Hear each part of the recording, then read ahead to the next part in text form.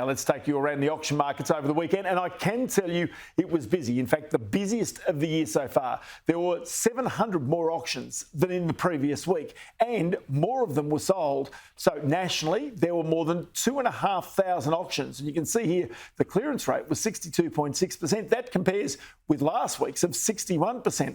In Sydney, there were 781 auctions. That's a sharp jump also.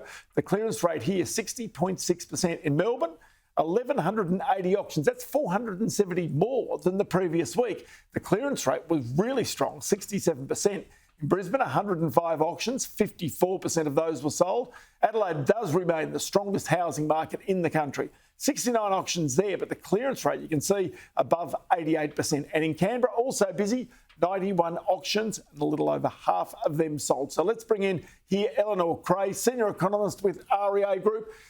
Eleanor, it's strong out there. There's extra stock hitting the market, but it's also selling, right? You're certainly right. I mean, that's about a 40% uplift compared to this same week last year with respect to auction volumes. So we're seeing that October is really shaping up to be a pretty busy month with respect to the number of properties hitting the market. But despite that, auction clearance rates holding pretty firm with that uplift in stock coming to market and really reflecting, I think, that improvement in conditions on the ground that continues to be sustained after those 9 consecutive months of positive home price growth and improving confidence. OK, we can actually break this down a little bit. Rents are rising very sharply. You had a report out last week that showed this right around the country.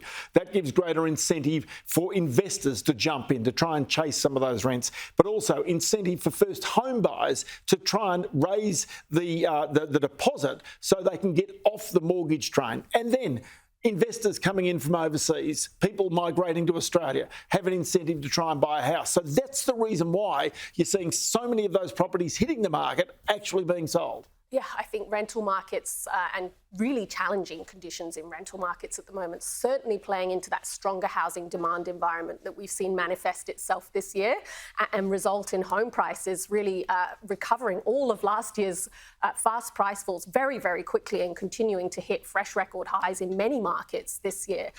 So certainly, you know, rental market conditions incredibly challenging. We've seen that rental prices have increased about 15% in the past year. In Sydney, that's even more. It's about 18%. And really tough conditions for renters. So and are there any cities which are where this is more apparent than other cities? There certainly is. So there's quite a bit of divergence across the capital cities. So rental vacancy rates are at or very close to historic lows in every capital city market. But the markets that are the tightest are Perth and Adelaide at the moment. And again, that is also reflected in the market to buy, right, in terms of home prices in Perth and Adelaide rising. So normally when you would see those conditions, you'd see developers coming in and actually trying to build more stock more quickly. You tend at the moment, though, not to see the cranes. You get a sense that the banks are risk averse when it comes to lending to those property developers. Yeah, and I think that that's the missing piece at the moment. We've seen that dwelling approvals hit decade lows earlier this year. They really haven't recovered in tandem with that stronger housing demand environment that we've seen and the uplift in home prices that we've seen so far this year. So as a result, we've got a continued shortage of new builds as well completing. And we really have this, I guess, limited supply environment that's also underpinning home prices alongside that stronger demand environment. And that's because also banks and lenders are worried about lending money out. They can lend to buyers, but to lend to developers means there's added risk, especially with the construction industry and problems and with the potential of more rate rises coming. Certainly. I mean, we've seen that materials shortages, labour shortages, surging materials costs and, of course, different financing conditions, much more difficult financing conditions for developers have certainly hampered the construction industry so far this year.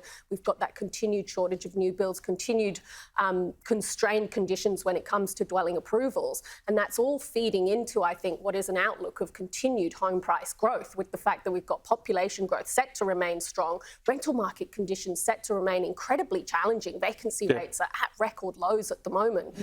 And of course, that's only incentivising people to enter the market to buy sooner. That's going to be interesting to watch. Eleanor Creagh, good to have you on the program today. Many thanks as always.